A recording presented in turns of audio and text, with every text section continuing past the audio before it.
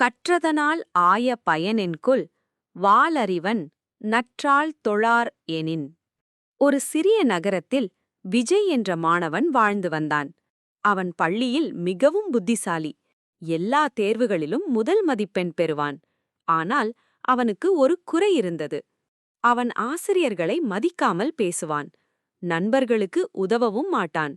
ஒரு நாள் பள்ளியில் ஓவியப் போட்டி நடந்தது. விஜய் மிகவும் அழகாக ஓவியம் வரைந்தான். ஆனால் போட்டி முடிந்தபின் மற்ற மாணவர்களை இகழ்ந்து பேச ஆரம்பித்தான்.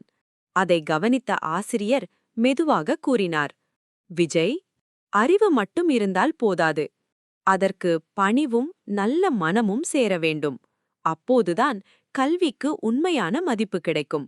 அந்த வார்த்தைகள் விஜயின் மனதை மாற்றின. அன்று முதல் அவன் அனைவரையும் மதித்து நடக்க ஆரம்பித்தான். நண்பர்களுக்கு உதவியும் செய்தான்.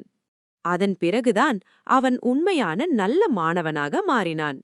கல்வியுடன் பணிவும் நல்ல குணமும் இருந்தால்தான் மனிதன் உயர்வான்.